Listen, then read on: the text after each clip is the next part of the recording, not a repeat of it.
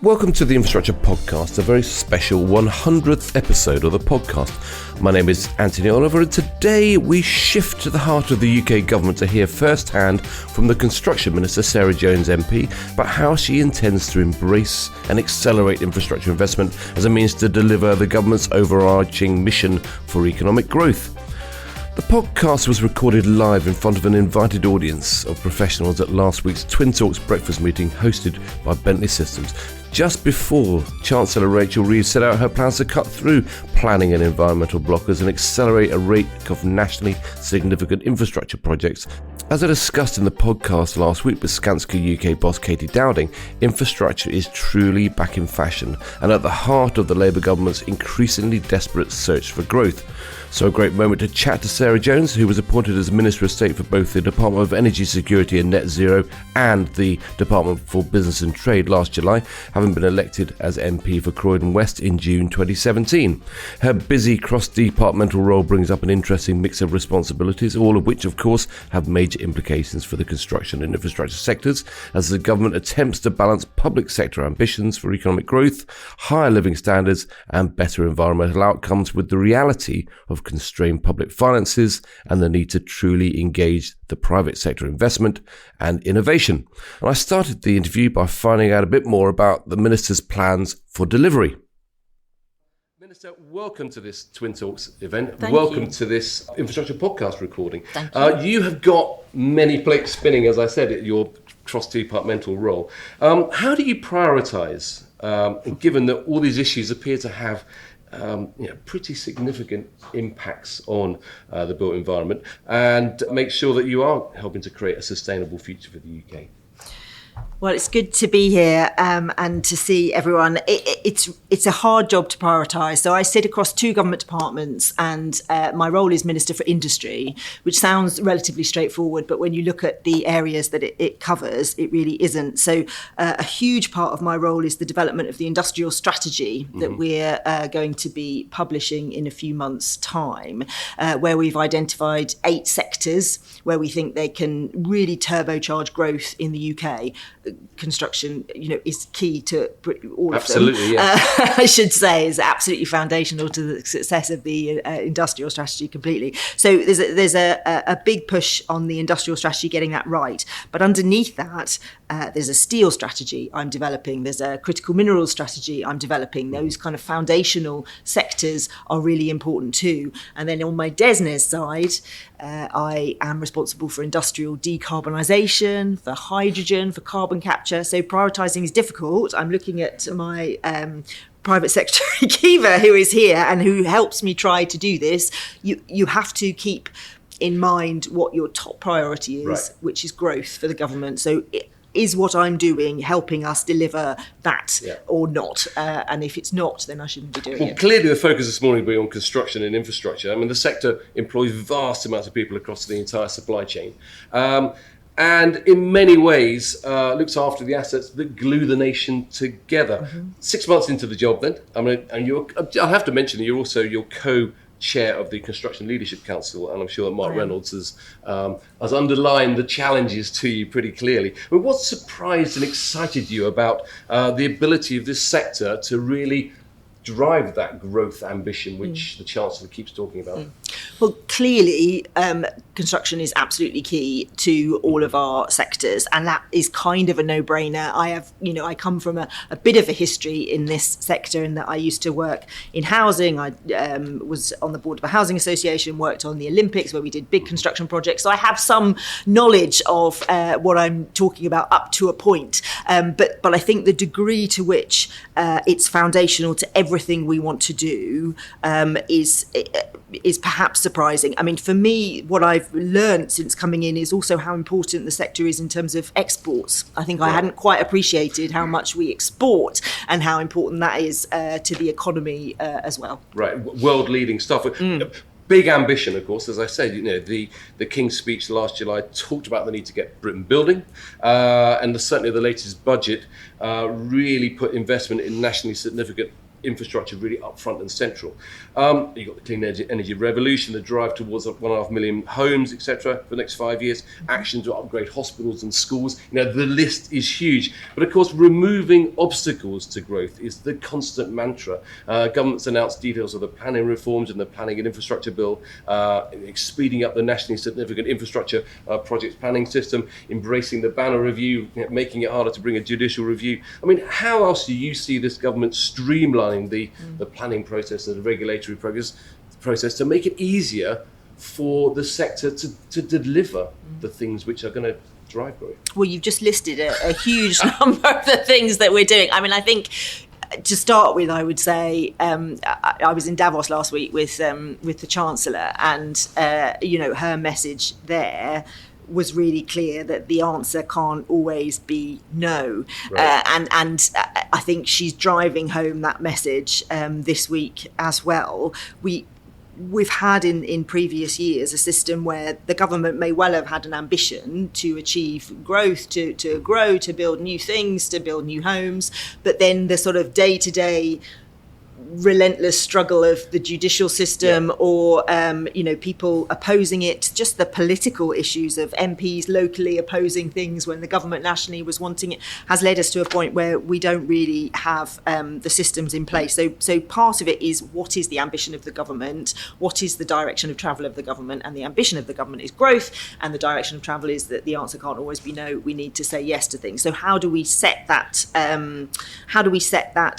landscape to enable that to happen? One is about the certainty of long-term planning. So our industrial strategy will be a 10-year plan. Our infrastructure strategy will be a 10-year plan. Mm-hmm. So we'll know what is coming, what is going to be delivered, and how. This is moving beyond simply having a pipeline. It's actually having a strategy for delivering over 10 years. Yes, and I don't think there ever has been a proper pipeline. I mean, government has said we want to do these things, such as, announcing we're going to build a whole new series of hospitals, but then actually the money wasn't there. Actually, it wasn't a real plan. It doesn't enable people to plan with any certainty. So having that 10-year industrial strategy, having that 10-year infrastructure plan, being able to identify what is it that government hopes to achieve with the private sector, and how do we do that together. So having that landscape of certainty is really important.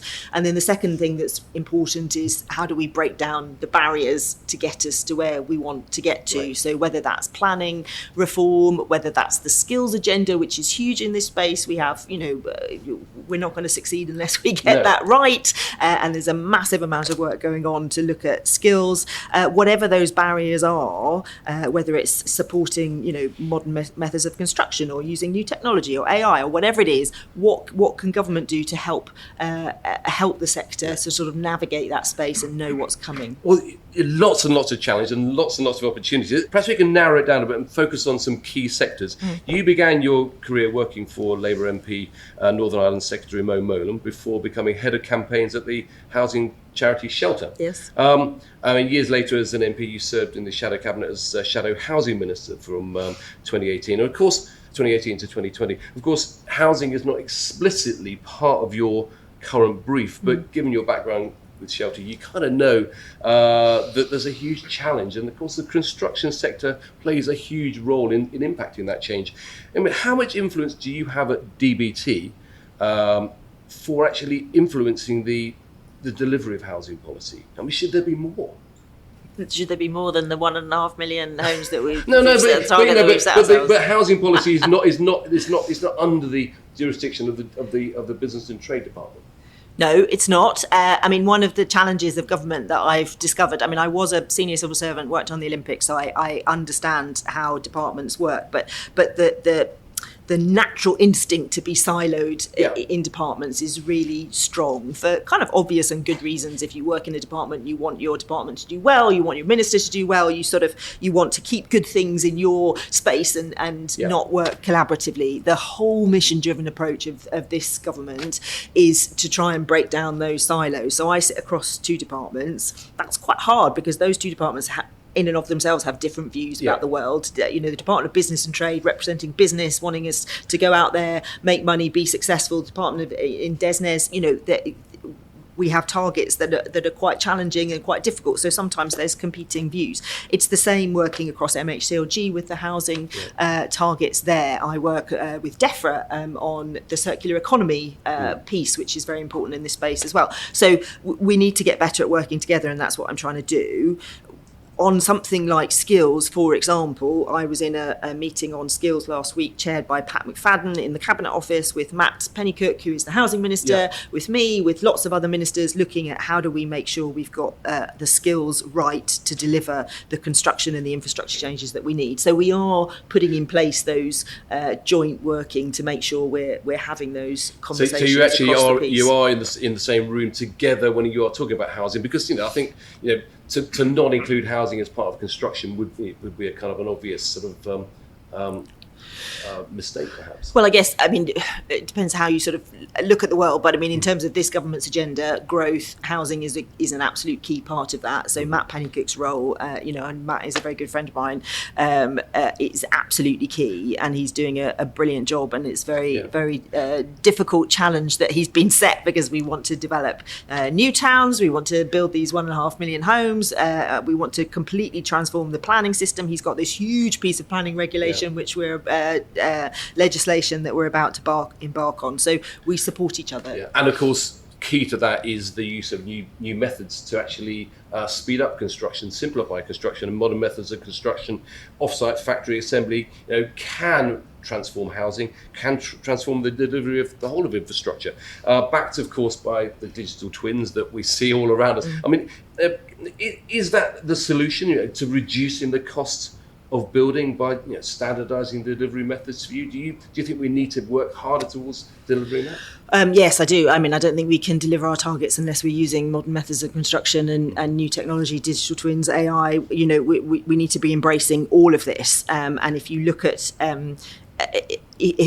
at where we've come from, again, looking to my previous jobs, in a previous life, I advised a large company around developments, and I was very interested in the HS2 legislation. Right. If you remember when that went through Parliament, we had this, I think it went on for months and months and months, this big piece of legislation where we had loads and loads and loads of committee stages looking at every single tiny little bit of the development of HS2. It's the most cumbersome, just not how you should be doing big construction projects in this country. In one speech by the Prime Minister. Yeah, exactly. And the time and the effort that went into that, and the way that we approach those big infrastructure projects. If you look now at what some of the UK companies are doing in the AI space, for example, just helping us be better at looking at things, navigating things, understanding what we're doing. There is huge potential for us to get a lot better at large infrastructure projects. And having worked on the Olympics, I saw a large infrastructure project that worked quite well. Actually, we delivered it on time and on budget.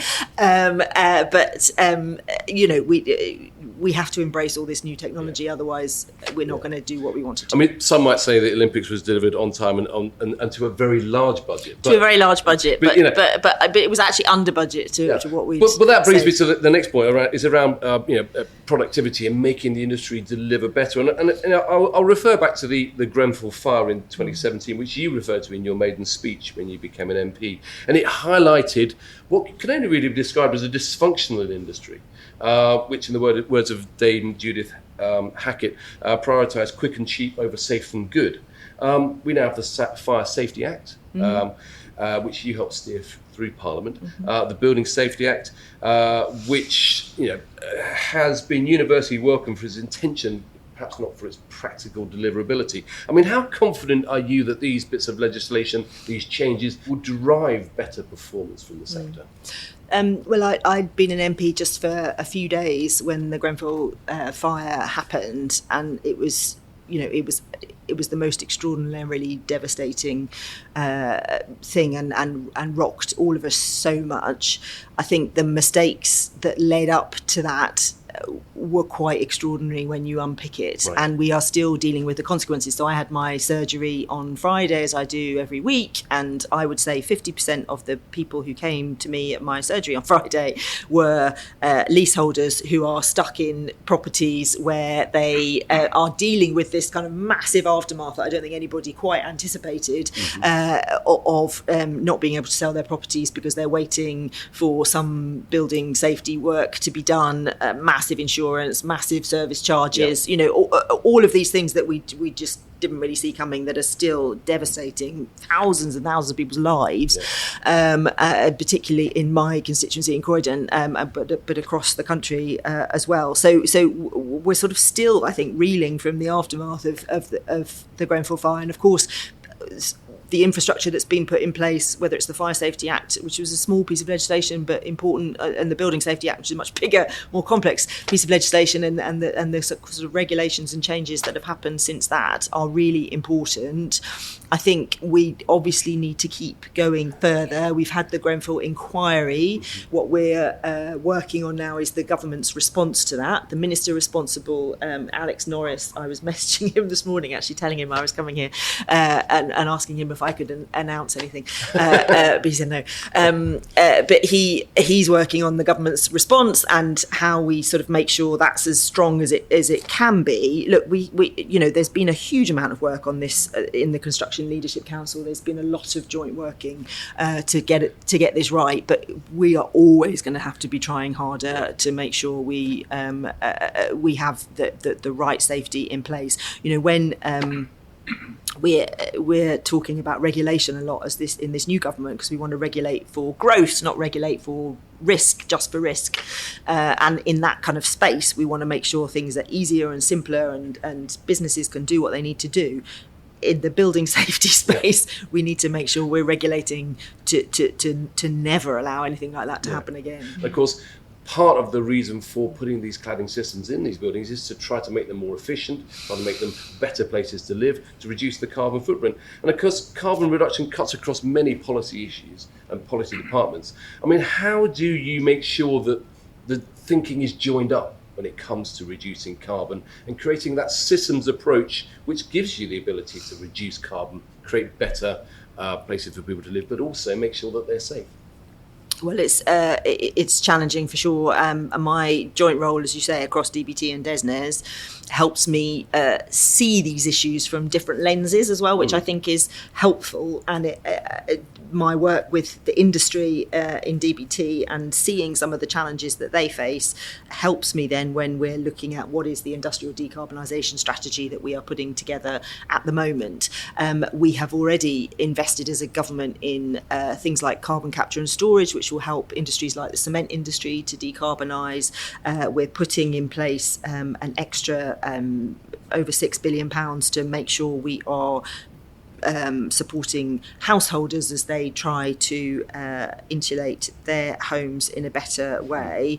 And we're developing... It's difficult, these plans have always been difficult to actually bring into reality. Will you make these plans work?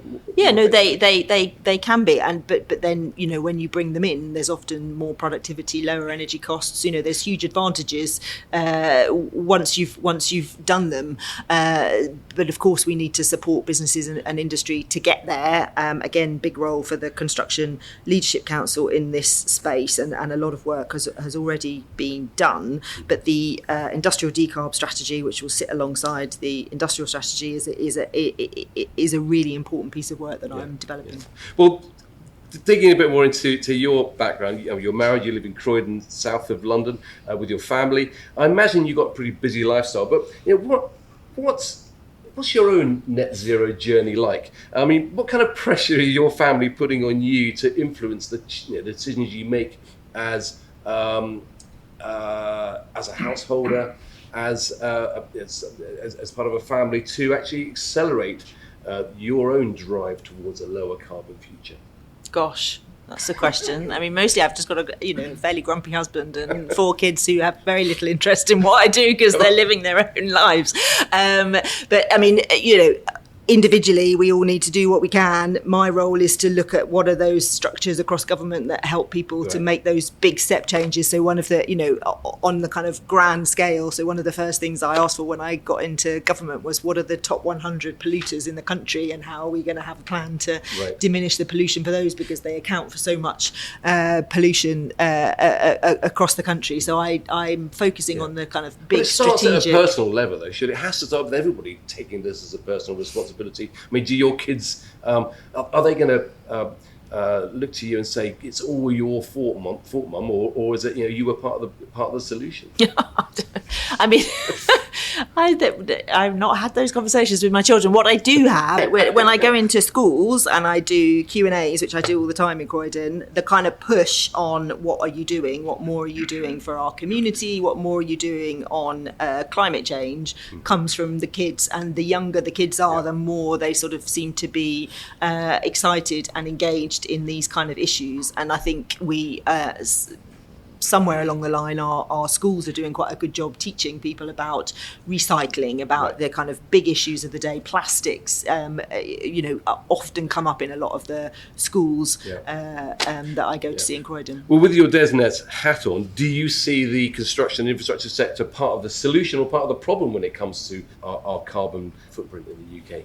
It's got to be part of the solution, otherwise it's not going to work. So the way that I see it, if you look at clean energy, for example, really important drive from this government, the number of jobs in that sector has grown much faster than the overall economy and the overall number of the overall growth in terms of jobs, and we are delivering good, well-paid jobs in parts of the country where we need to see that growth. So you can see that there are huge advantages.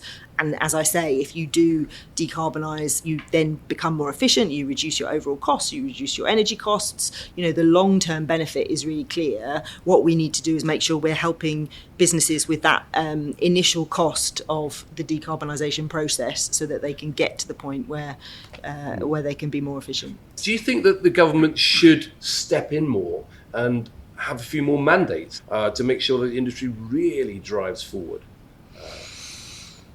Well, it's always a balance, isn't it? You've got to take people with you. I mean, my experience of being in this job in opposition for a year and then being in government is that you're only going to make progress if you're working with people rather than forcing things on people. We've got to be supportive and do it together.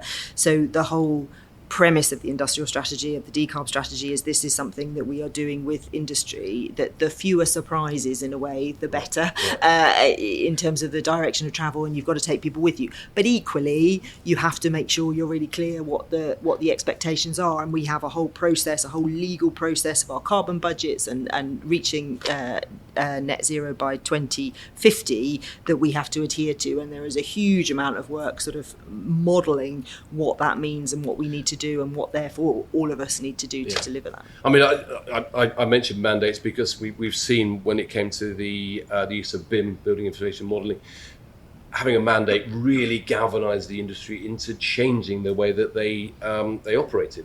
I'm not saying that mandates are always a solution, but people know where they stand.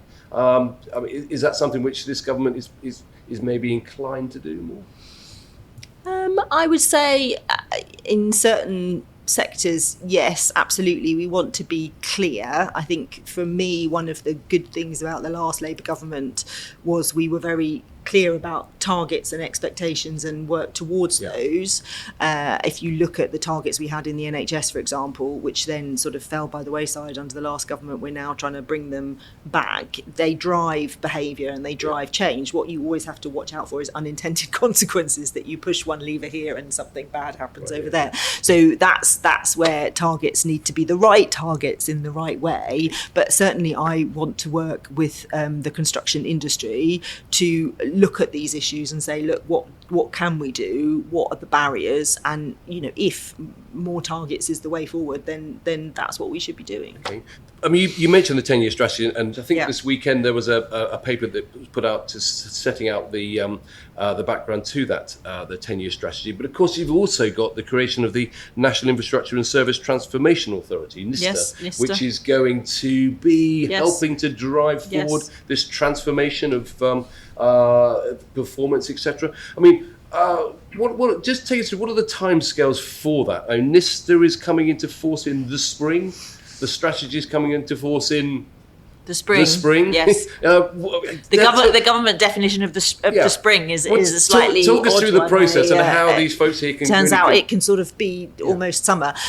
Look, these things. We've been in power for 6 months. There's a lot of setting up of the right systems to make sure these plans genuinely are for the long term. So I talked to Darren Jones quite a lot. He's the Chief Secretary to the Treasury. He's leading on this big infrastructure plan, and he sees that as this incredibly important tool to help us sort of navigate, what are those big projects? How do we get them done in a timely way? How do we coordinate so we have the right people and the right skills and the right order of priority? And NISTA will be very important in that space. So these things will all be useful. The challenge that I'm taking from the question is, actually, how are you really drilling down on those challenges around delivering things on, in a much more timely and efficient fashion, and that I think is something that it is quite possible will be part of NISTA, part of the infrastructure plan, but me as the construction minister, I need to make sure we're doing all we can in that space. Is it fair to say that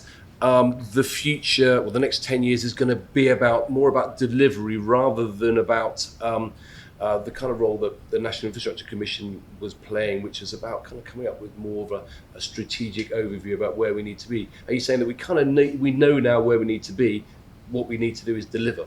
Yeah, I think we were slightly, and it's been the case since 2016, really. We've been in this position where with the National Infrastructure Commission, we have these brilliant people being incredibly wise, giving us very useful reports, and then sort of the policy landscape, because of the political uncertainty, just not keeping pace with the advice that it was receiving, and this churn of prime ministers, of ministers, of policies, of different directions of travel, of sort of over-promising, under-delivering, has just meant that we've sort of lost pace with what we've been told by plenty of people who know about these things for quite a long period of time. So the idea with this government is that we are serious, we are thinking long term, we're putting in place the right things that will deliver the growth that we need to see. And because we have that political space, because we have that big majority, we are able to look more long term than I think the previous governments could. And as the Chancellor might say, nothing gets in the way of the growth ambition. You say that you've got a background. You in many ways you are no stranger to infrastructure project delivery. You were a former senior civil servant at DCMS. You were part of the team, as you say, delivering the Olympic Games in 2012. I did do the communications though, which is slightly different from the construction and engineering. Let's talk about that, because you worked for Gatwick Airport on their expansion programme. Yes. Bringing the public on board is critical. It's always critical. Hugely controversial issues, and we're hearing it this week with the Chancellor throwing a weight behind Heathrow third runway. How is the government hoping to accelerate this involvement of local communities and address their concerns around the development more effectively? Because the industry can deliver whatever, but if you can't actually bring the communities on board, we're going to be missing something. Yeah, it's so important. But you've got to get the balance right. So what we're trying to do as government is lead. That is our job. So we are saying we have to have this infrastructure in order for our lives to be better, for people to have more money in their pockets, better jobs, better lives. We need this infrastructure. Yeah. So whether it's transport or whether it's all of the pylons that come from extending the national grid, or whether it's the solar panels, or whether it's the wind turbines, these things will help our children and our grandchildren, live good lives. So we have to make that case as government. That is our job. But alongside that, we have to make sure people are being properly consulted and people are being properly compensated as well. So we're looking at the moment for the huge extension of the national grid that we need and the pylons that go with that. If we are asking you to have this infrastructure in your community, you should have some benefit. Yeah. Because the challenge is always that you're talking about nationally significant infrastructure projects which have got a significant local impact, which the people who live in Norfolk don't necessarily recognise the value to them as communities of having all these pylons on the horizon. I mean, do we need to, or does the government need to focus perhaps on some locally significant projects and delivering those very well to get people on board? Well, we need to take us with us for sure, and the local planning and the local infrastructure is just as important as the national. You're right. I mean, one of the things that the work we're doing on the industrial strategy and productivity has revealed is, is something we all know, but the lack of infrastructure and the lack of investment in infrastructure in this country has massively held us back compared to our counterparts around the world. We just haven't invested, and the budget will enable us to start that investment in a way that will make a difference. We have to be clear about that case, but we also have to be sensitive to local people and their needs. But as Rachel is saying this week, the answer can't always be no, but it's got to be the right thing in the right place for a purpose. People have to understand what it's for in order to support it, and they have to understand what the benefits are, or they won't support it. And where appropriate, we need to make sure they're getting some compensation, whether that's cheaper energy bills or investment in their local community. Because I mean, at the last Transforming Infrastructure Performance Summit in London, Ed McCann, the former president of the Institution of Civil Engineers, he made the point very clearly that the government has got 5 years to demonstrate to the electorate that all this investment, all this talk about building infrastructure is going to make their lives better, is going to hit them less in the wallet. Otherwise, you may not get the chance to carry the process through. I mean, how do you deal with that? That is the challenge. That is democracy. Yeah. That's how it works. If we haven't delivered in time, but infrastructure is a long-term issue. That's the challenge for you. For sure it is, but we can't keep going with these sort of short-term governments where great promises are made and then just never delivered on. That is not Keir Starmer. Keir Starmer is his entire sort of public service ethos is I have to say what I'm going to do, and then I have to do it, and then I have to show people that I've done it, and it has to be good for people. It has to be something that will help people in their lives. So, the productivity challenges we've had, the growth challenges we've had. If you look around the country, the challenges, the huge increase in economic growth you could see in some of our city regions. If we have better infrastructure, these things we have to make the case for. We have to do, and we have to be on the way to delivering those in order to stand in front of the electorate again in 5 years' time, and they make a choice. I mean, I stood for election in 2015. I said to the people of Croydon, would you like me to be your MP? They said no. And then I asked them again in 2017. They said, oh, all right then. They only, I'll be there for as long as they want me to be there. And if I haven't delivered, then they'll choose someone else. But you hear people like Greg Jackson at Octopus saying, if you build a wind turbine in the local area, then you've got to give local people cheaper electricity. And I suppose it's those kind of policies which are they on your mind? Yeah, so the work that's underway at the moment, looking at what the benefits are for people when they do have infrastructure in the area, is the community benefit or the benefits to individuals we are developing at the moment. The private sector has got to be involved in delivery. But do you, for example, envisage any return to what was the last Labour government's big flagship policy, which was the PFI, Private Finance Initiative, the public-private partnerships? Do you see that coming back? I think there already are a lot of partnerships developing in different ways with different financial models. So the National Wealth Fund is our version of a sovereign wealth fund, which is investing with the private sector. The idea is you invest £1 from the National Wealth Fund, you get £3 investment from the private sector, and that's that is already happening. We have other vehicles like GB Energy, where again we'll be working in partnership with the private sector to deliver.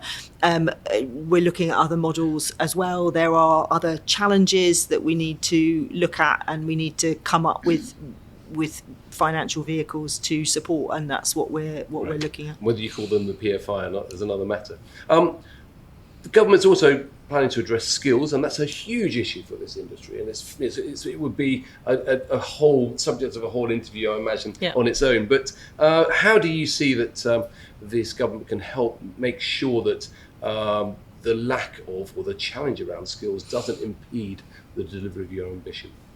Well, if we don't get the skills right, we won't deliver our ambition. And there is a lot of work going on. I meet regularly with my colleagues across all of the sectors, and we are trying to be more coordinated between the Department for Education, the DWP, who have this, huge challenge of the number of people who are off work because they're unwell. You have the Migration Advisory Council, where they're making decisions as to, who should be, who do we need coming in or not. And then you have the Industrial Strategy Council. Those bodies all working together to make sure we're more coordinated. But absolutely, to be clear, construction skills has to be a problem that we solve, or we won't deliver what we need to see. Well, certainly we were here recently with Alison Watson and Class of Your Own, and seeing the kind of work that they're doing in developing their design, engineer, construct curriculum for schools, and making. Is that the sort of thing which you see the government putting more oomph behind? Well, so Skills England has been established by this government, and that is looking at the whole landscape of skills and what we need. And then we're now in the process of going, right, what are the levers that we can pull? One of the people at my advice surgery, as it happens, who's the leaseholder who's stuck in awful accommodation on Friday, also was a construction teacher in my local college. And I talked to him a bit about that afterwards. The pay that you get, as we know, is hugely challenging. You can be earning more money, doing lots of other things than teaching. So how do we make teaching more attractive? How do we make the whole kind of sector more attractive? How do we encourage people in schools to go into the sector with the perceptions that people have versus the reality, which is very different? There is a whole raft of challenges here, and that's what we're needing to focus on. And the Department of Education is putting together a bid for the spending review, which will look to set the foundations to tackle some of these challenges. One of the big advantages, of course, that this industry has got is that technology and the power of data is now central to the delivery of infrastructure, and in many ways a really sexy thing that young, the brightest and the best are really trying to get involved with. Digital twins, artificial intelligence, it's the kind of foundation of Bentley Systems that we're with today. Across your portfolio, how do you see the opportunities? How might government accelerate its ambitions through the adoption of more technology, more artificial intelligence? Yeah. Well, we launched last week the AI plan, and it's incredibly fascinating every time I have a proper conversation with somebody about AI, about the amazing possibilities that it brings. We know there's already well-established sort of AI and digital solutions in construction, and we know there are UK companies that are delivering a lot of this stuff. But we need to go further and faster and do whatever we can to make sure we're speeding up. To the point about time. Time is AI can buy us time, right? And that's what we need to be doing. Okay, well, time is against us, so we're going to draw things to a close. But just to leave us with a couple of calls to action, Minister, what do you think the industry must do right now to truly raise its game? You talked about what the government can do, but what has the industry got to do to raise its game and turn your aspiration into reality? Well, I think that the ambition of this government in terms of infrastructure, construction, housing is very significant, and we can't do that without the sector. Right. We can't do it by waving a magic wand. So we've noticed that. So we need the sector to come with us on this and to work with us. And where there are problems to be identified and solved, we need to understand those. We won't know them necessarily unless you tell us what they are, and we can do this together, but we can't do it otherwise. So I think the challenge for me is, come with us on this journey. We need your leadership, we need your delivery, we can't do it without you. So what do we need to do at a government level to make sure this happens? Well, look, Minister, thanks so much. Thanks for joining us here today, and thanks for being so open and so generous with your time. I know you're very, very busy. Huge challenges ahead for government, huge challenges ahead for the whole industry, as we really try to, I suppose, deliver on the Chancellor's, really stated ambitions for growth for the UK, but also ambitions to change people's lives for the better, because after all, that's what the delivery of infrastructure is all about. I think if anyone's got any further questions, as I say, I'm sure they can reach out to you directly. But right now, thanks so much for joining us on the Infrastructure Podcast. Well, there it is, the 100th episode of the Infrastructure Podcast. Thanks for taking time to join me today and for listening in to support my podcasting adventure over the last couple of years. As usual, that's all we have time for now, but there's more in the pipeline as we move into the next 100 episodes. And if you haven't done so already, do check out the Infrastructure Podcast website, www.infrastructure-podcast.com, where you will find background information on all the latest podcasts to listen to and to share. So thanks for joining me, and I look forward to seeing you again very soon.